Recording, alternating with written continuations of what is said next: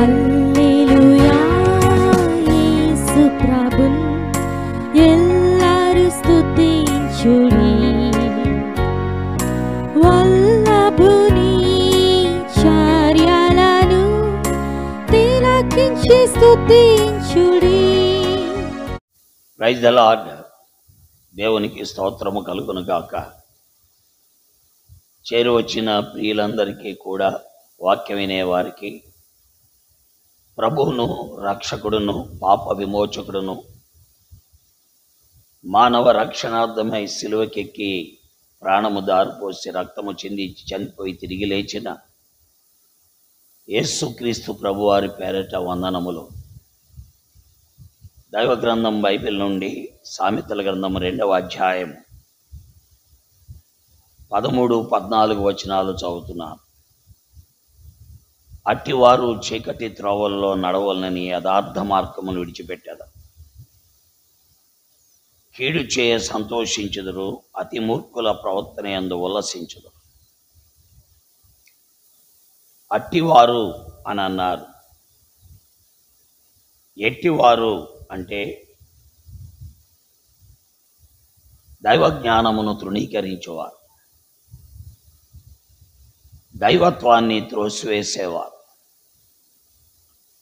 దైవ జ్ఞానానికి దైవత్వానికి దూరంగా ఉండేవారు ఏమవుతారు అనేది లేఖనాల్లో చూస్తూ ఉన్నాం. దేవుని వాక్యం వింటున్న ప్రియులారా,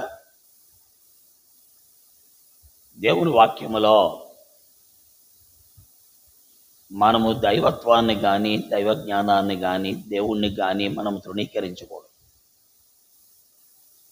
దేవుణ్ణి మరిచు వారందరూ కూడా నాశనమైపోతారని వాక్యంలో రాయబడి ఉంది. దైవత్వాన్ని దైవ జ్ఞానాన్ని దేవుణ్ణి విడిచిపెట్టేవారు చీకటి త్రోవల్లో నడుస్తారట. కీడు చేయ సంతోషిస్తారట.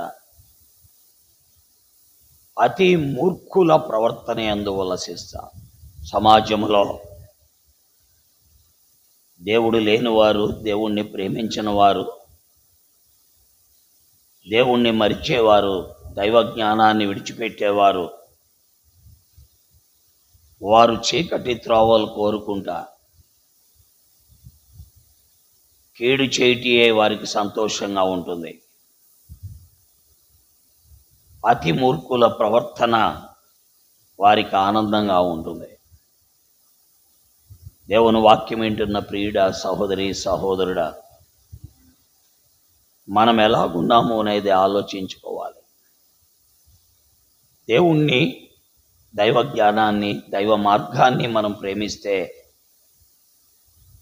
చీకటి త్రోవలకు వెళ్ళాం, కీడు చేయ తలపెట్టాం, అతి మూర్ఖుల ప్రవర్తన కలిగి ఉన్నాం. ఇవన్నీ, ఈ 3 రకాల సంగతులు కలిగి ఉండేవాడు దేవుణ్ణి మరిచేవాడు, దేవుణ్ణి విసర్జించేవాడు, దైవ జ్ఞానమునకు దైవత్వానికి దూరంగా ఉండేవాడు. ప్రియా స్నేహితుడా, ఎలాంటి వ్యక్తులను దైవత్వములోకి తీసుకురావడానికే ఈ లోకములోకి వచ్చిన వాడు ప్రభు అయిన యేసుక్రీస్తు వారు. దేవుడంటే ఇష్టము లేనివారు, దైవ జ్ఞానమునకు దూరంగా ఉన్నవారు, దేవుణ్ణి మరిచిన వారిని దైవత్వములోనికి తీసుకొచ్చి దేవుని మార్గములో నడిపించుటకు ఈ లోకములోకి వచ్చిన వాడు ప్రభు అయిన యేసుక్రీస్తు వారు. ఆయన మతాన్ని స్థాపించడానికి వచ్చిన వాడు కాదు. ప్రజలను మతములో కలుపుకోవడానికి ఆయన ఈ లోకములోకి రాలా.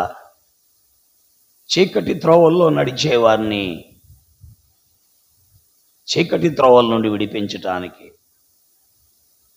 కీడు చేసేవారిని విడిపించటానికి, అతి మూర్ఖుల ప్రవర్తన కలిగి ఉన్న వారిని విడుదల చేయటానికే యేసుక్రీస్తు లోకములోనికి వచ్చాడు.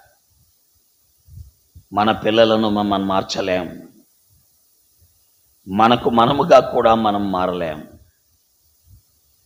ఒకవేళ మనం మారగలిగితే చిరుతపులి మచ్చలను మార్చుకున్నట్లుగా నల్లజాతి వాడు నల్ల రంగును మార్చుకున్నట్లుగా ఉంటుంది. ఈ రెండు పనులు జరగవు. అందుకే ప్రభువు దగ్గరికి రావాలి. ప్రభువైన యేసుక్రీస్తు వారు చీకటి త్రోవల నుండి విడిపించేవాడు. కీడు చెయ్య తలపెట్టే మనస్తత్వం నుండి తప్పించేవాడు. అతి మూర్ఖుల ప్రవర్తన నుండి బయటికి తీసుకొచ్చేవాడు. కాబట్టి అలాంటి ప్రభువు దగ్గరికి వచ్చుట ద్వారా ఆ దైవజ్ఞానము కలిగి వెంబడించగలం. ప్రభు తన వాక్యమును మన మధ్యలో దీవించి ఆశీర్వదించి ఆయన కొరకై ఆయన మార్గములోనికి మనల్ని తెచ్చినట్లుగా దైవత్వములోనికి దైవజ్ఞానములను సమకూర్చినట్లు పరిశుద్ధాత్మ దేవుడు సహాయం చేయనుగాక. ఆమేన్. ప్రార్థన. ప్రేమ కలిగిన తండ్రి, వాక్యము వినే వారికి గ్రహింపు దయచేసి సత్యములోనికి తెచ్చి మార్గములో నడిపించి నీ సత్య మార్గములో నిలిపి మహిమ పొందమని, వాక్యమును ముద్రించమని, వినేవారందరినీ ఆశీర్వదించమని యేసు నామములో ప్రార్థిస్తున్నాం తండ్రి. ఆమేన్. ప్రజలాడండి. దేవుడు మిమ్మల్ని దీవించి ఆశీర్వదించును గాక. దేవుని స్తుతించుడి, హృదయమును వెలిగించిన యేసుని స్తుతించుడి. అగ్నివాడా